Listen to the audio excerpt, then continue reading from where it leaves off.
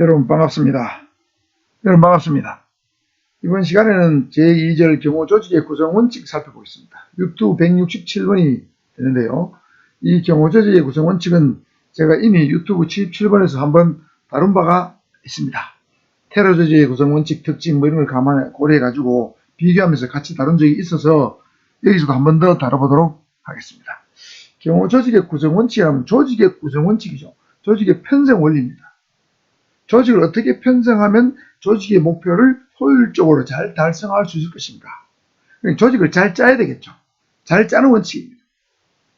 특히 경호 조직을 어떻게 짜면은 편성하면 구성하면 경호 대상자의 생명, 신체, 세상 안전을 가장 잘 보호할 수 있을 것인가. 이 목표죠. 목표를 잘 달성할 수 있을 것인가.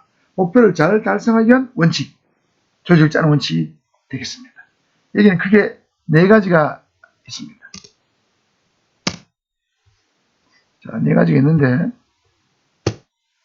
첫 번째는 가장 중요한 원칙이죠. 지휘 단일성 원칙 또는 지휘 간 단일성 원칙, 줄여서 단일성 원칙이라고도 합니다. 보통 어떤 조직 관리 규범에서는 명령 통일의 원칙이다 이렇게 표현하기도 하는데 경호학에서는 지휘 단일성 원칙으로 통상 표현합니다. 자, 이게 무슨 말이냐면 경호 기관은 또는 경호 조직의 구성원은 한 사람의 지휘관으로부터 지휘를 받아야 되고 지휘자는 한 사람만 있어야 된다는 뜻이 되겠습니다.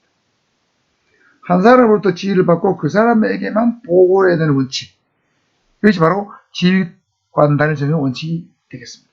그리고 이는 뭘까요? 경호 업무는 굉장히 평상시에는 소리 없이 조용히 진행되지만 위기상황이 발생하면 굉장히 즉시 어떠한 조치를 취해야 되는 긴급성을 갖고 있죠. 긴급한 상황에서 지휘관 A, B, C 세 명이 있다고 하면 A, B, C가 각각 다른 지시를 한다면 현장에 있는 경우는 굉장히 혼란스러울 수밖에 없죠. 모순을 느낄 수밖에 없습니다.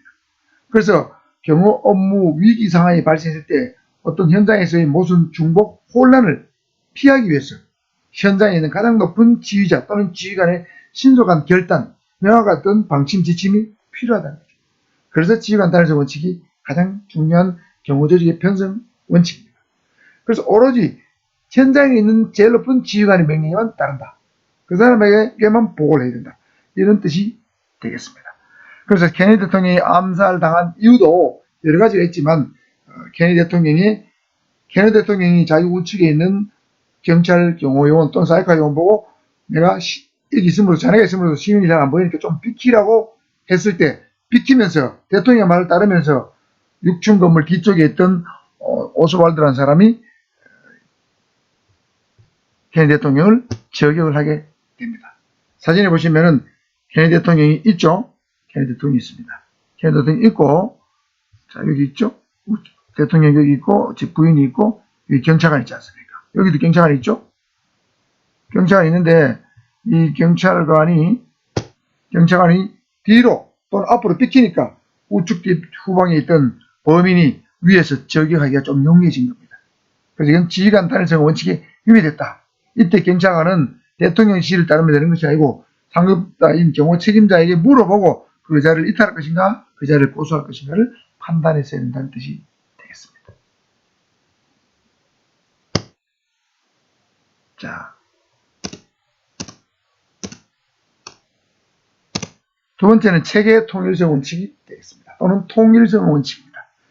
여러분, 체계 또는 이건 시스템이죠. 영어는 시스템입니다. 체계나 시스템은 뭡니까? 어떤 조직은 체계가 잘 잡혀 있어. 그 조직은 시스템이 참 완벽해. 뭐 이런 말들 많이 하죠. 삼성은 시스템이 참 잘 돼 있어. 체계가 잘 잡혀 있어. 그 조직은 체계가 잘 잡혀 있어서 명령이 일사불란하게 잘 전달이 돼. 한번 명령하면 밑으로 쫙 전달되고 밑에서 보고도 이렇게 잘 올라가. 뭔가 시스템이 잘 돌아가. 이런 말을 많이 하죠. 그래서 그와 관계된 원칙입니다. 이 체계란 것은 조직의 상부부터 중간, 말단 내리까지 모든 분야가 유기적으로 잘 결합이 되면서 조직 구성원, 말단의 구성원, 중간 관리자, 최고 관리자까지 또 부서별로 모든 여러 개 부서가 있죠. 여러 개 부서가 하나의 자기 부서의 역할을 제대로 함으로 인해서 조직 전체가 원하는 목표를 일관되게 성취할 수 있는 그런 원칙을 말합니다. 조직은 그렇게 짜여져야 되겠죠. 그게 체계 통일성의 원칙입니다. 그래서 경호기 안에 모든 단위나 체계, 개인도 될 수 있고 개도 될 수 있고 과도 될 수 있고 부도 될 수 있습니다.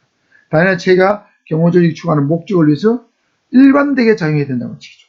그래야만 경호의 능률성을 기할 수 있고 권한과 책임이 명확해지는 거죠. 그렇게 되면 당연히 상하계층 간의 명령-복종관계, 지휘감독 관계는 당연히 확립되는 겁니다. 이건 마치 기업의 분업 원리와 비슷합니다. 현대자동차에서 제네시스 EQ를 만드는다고 가정했을 때 2만 개의 부품을 조립하는 사람은 전부 다 아마 수백 명, 수천 명이 될 겁니다. 이 각자가 부품을 정확한 위치에 정확한 시점에 딱딱딱딱 이렇게 배치를 해야 되죠. 설치해야 됩니다. 그리고 그 모든 부품들이 다 모여서 완벽한 자동차가 만들어지는 거죠. 그렇게 되면 그 현대자동차 시스템은 체계 통일적 원칙이 이루어진 겁니다. 어떤 조직에 가보면 말이죠. 상급자가 지시를 해도 밑에 전달이 잘 안 되고 밑에 직원들이 뭔가를 보고도 위에까지 전달이 잘 안 됩니다. 이래 되면 체계 통일성이 없는 거죠.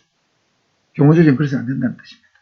각자가 역할을 잘해야 되고 각 부서가 역할을 잘해야 되고 새 최고 상급자는 최고 상급자로서 역할을 잘해야 된다는 것. 이 모든 것이 유기적으로 잘 결합돼서 목표 달성에 잘 기여할 수 있도록 조직을 만들어야 된다는 원칙. 이게 체계 통일성 원칙이 되는데 분업 원리와 비슷한 거 분통입니다. 통일성, 분업 원리 비슷하다 알아두시고요. 그래서 이 체계 통일성 원칙은 계층성 원칙과 매우 흡사한 개념이요.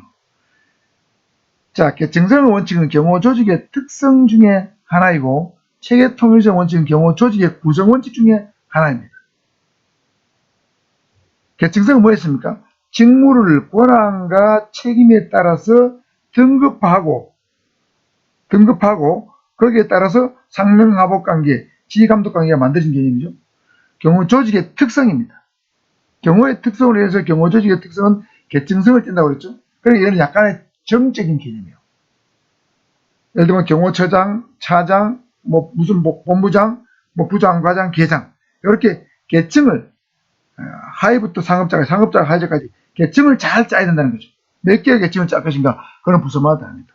그러니까 약간 정적인 개념인데 체계 통일성 원칙도 계층은 분명히 이루지만 이 계층은 모든 게 5개, 6개 계층이 목표 달성을 위해서 유기적으로 잘 짜여서 돌아가야 된다는 원칙. 그런 점에서 보면 약간 동적인 개념이 체계 통일성 원칙입니다. 조직을 짜는 원칙이고 계층성은 조직 자체의 특성이다. 이렇게 구별하는 게 좋겠습니다.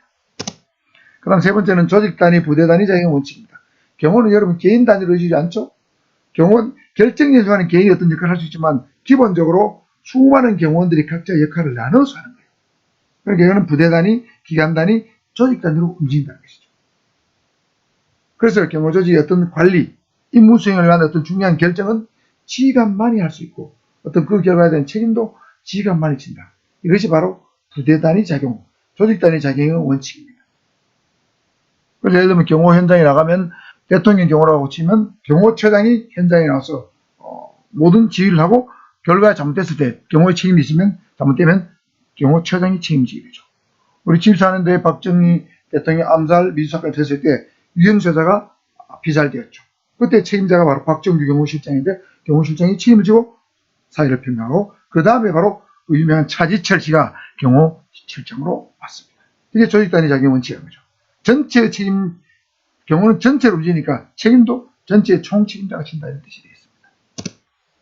마지막으로 경호 협력성의 원칙입니다.